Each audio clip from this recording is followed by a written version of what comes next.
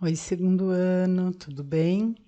Bom, vocês estão na elaboração, né, do estudo de caso da psicologia da aprendizagem. Muitos de vocês, tem um outro que não é da mesma disciplina, né? Eu também escolhi dessa vez, então, de fazer provas, avaliações diferentes, tá? Então, ali é um estudo de caso da psicologia da aprendizagem e amanhã vai ser uma avaliação pelo Google Form na psicologia escolar, tá? Como eu sou muito boazinha, tô brincando, mas acho que eu sou também. Eu trouxe os temas de estudo para vocês fazerem de hoje para amanhã. Essa avaliação, que começa amanhã na psicologia escolar, ela vai até acho que quarta da semana que vem, né? Então vocês podem ter calma, tá? É só para vocês, eu estou colocando hoje os temas de estudo.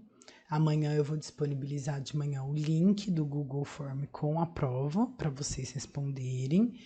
Mas vocês têm até outra quarta-feira, quando eu vou apresentar o gabarito, para vocês fazerem essa avaliação, tá? Então dá uma olhada nos temas, estudem bastante os temas.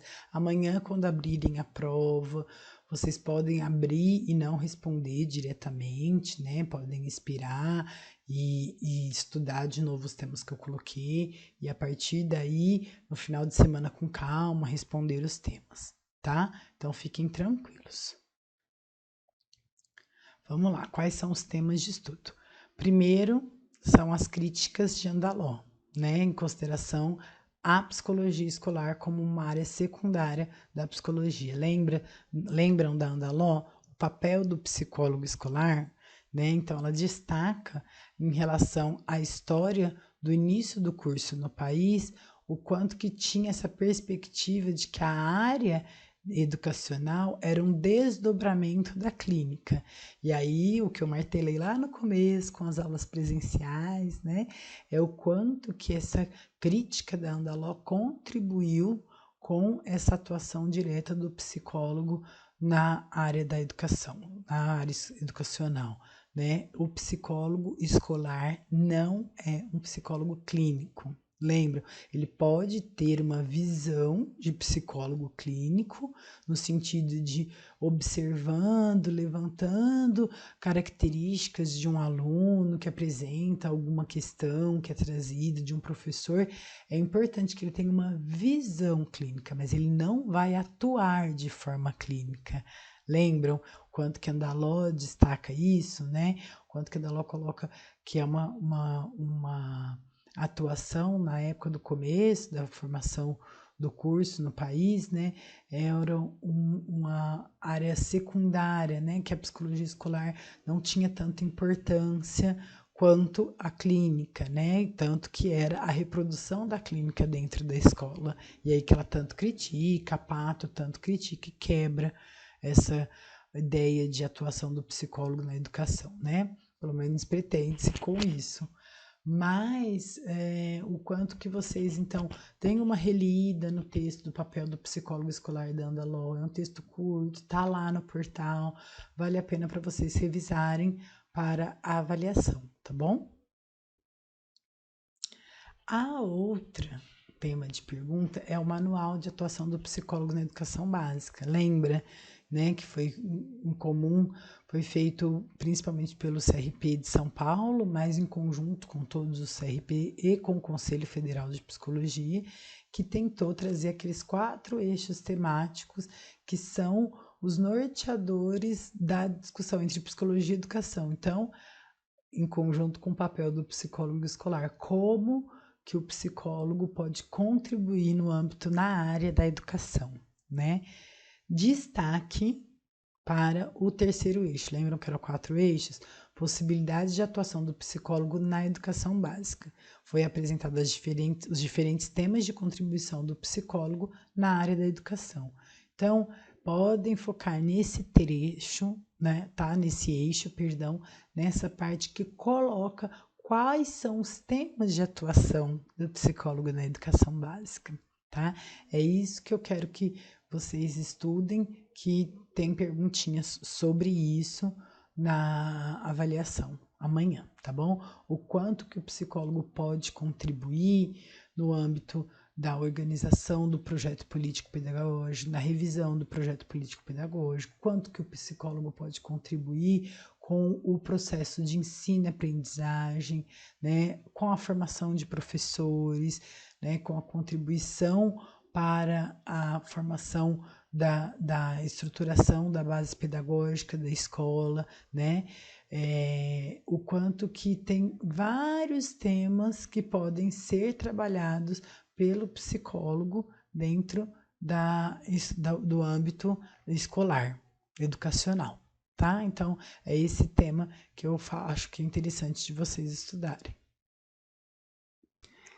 E, por exemplo, outro tema é a elaboração do projeto político-pedagógico, né? Esse foi um tema de estudo bastante interessante também, muitos de vocês demonstraram interesse, né? Qual que é a grande diferença entre projeto pedagógico e projeto político-pedagógico, né? A importância disso, de colocar qual que é a contribuição da formação do cidadão dentro de uma instituição escolar, o quanto que essa instituição precisa estar atenta e direcionada à comunidade em que ela está inserida, né, e não só ser fechada lá dentro, o quanto o projeto político-pedagógico, a elaboração dele é em conjunto da escola, dos profissionais da escola, dos alunos e dos familiares da comunidade, né? Então, quais são os destaques da elaboração do projeto político-pedagógico,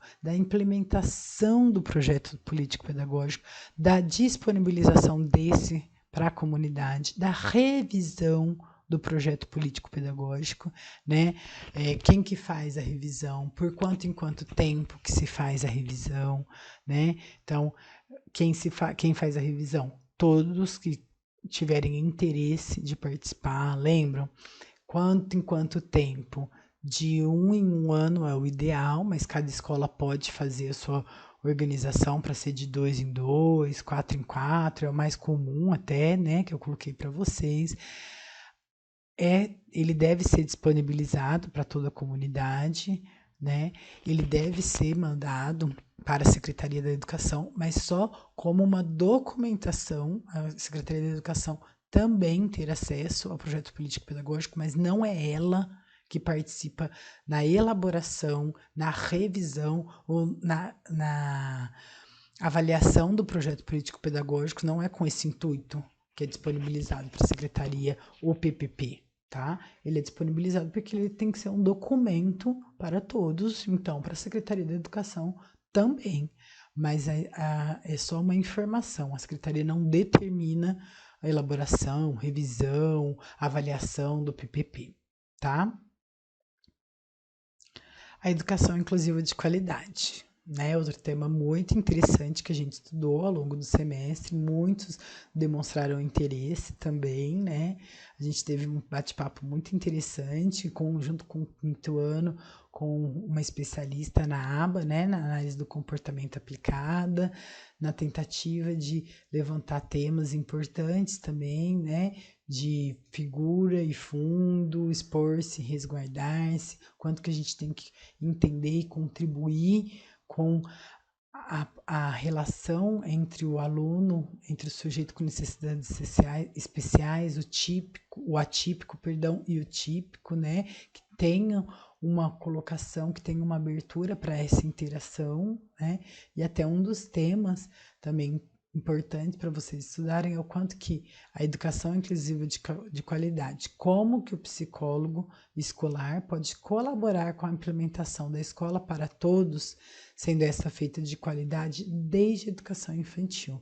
A importância de que essa educação inclusiva aconteça desde a educação infantil, né? O quanto que Sequel e Amaral, as duas estudiosas teóricas dessa educação inclusiva que a gente estudou, colocam, né, o quanto que a colocação do aluno a poder expor-se, poder se colocar, poder participar de atividades escolares, para o aluno com necessidades especiais depende muito do histórico de vida dele ao longo da educação. Então, se desde a educação infantil ele não tiver uma estrutura, uma boa colocação, uma boa interação com os professores, com os colegas, uma boa aceitação, uma boa interlocução com todos, né, da educação, se ele não tiver isso, ele vai escolher o quê? Resguardar-se. Ele não vai escolher expor-se, colocar-se.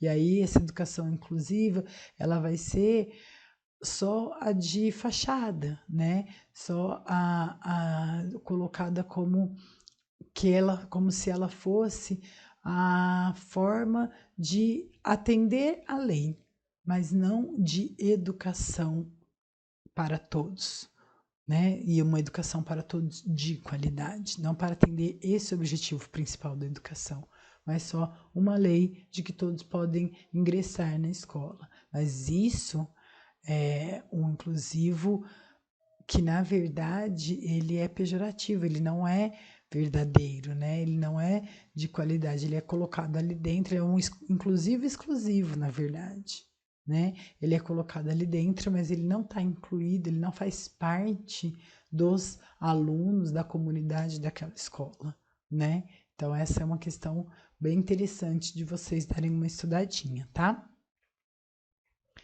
Conceitos importantes para a educação inclusiva: expor-se e resguardar, isso que eu estava falando agora mesmo, né? O quanto que depende desse histórico de vida da educação do sujeito para ele escolher se ele vai se expor, se ele vai ser uma pessoa que se coloca ou que ele prefere se resguardar, né? Não se colocar com receio das consequências disso, porque ao longo da vida ele sofreu com relação a isso, né? Sofreu preconceitos com relação a isso. É uma colocação muito importante da Sequel, né? Que é eu brinco que é discípula da Amaral, ela é professora do Instituto de Psicologia da USP de São Paulo, é especialista em educação inclusiva, que era onde Amaral, antes de falecer, era professora que trouxe todo esse suporte, né, dessa educação inclusiva que tem um olhar para o sujeito, para o ser humano como um todo, né, onde a vida é a figura e a necessidade especial é o fundo e não o contrário, né? Então, dentro desse figura e fundo, lembra dessa dialética também? Ela colocava a importância de que a vida fosse a figura e a necessidade especial o fundo para uma educação inclusiva de qualidade e não o contrário. E não a necessidade especial a figura e o sujeito, o ser humano como um todo, o fundo. Né? Então, é esses temas que é interessante que vocês estudem para que possam fazer bem a provinha agora no final, né?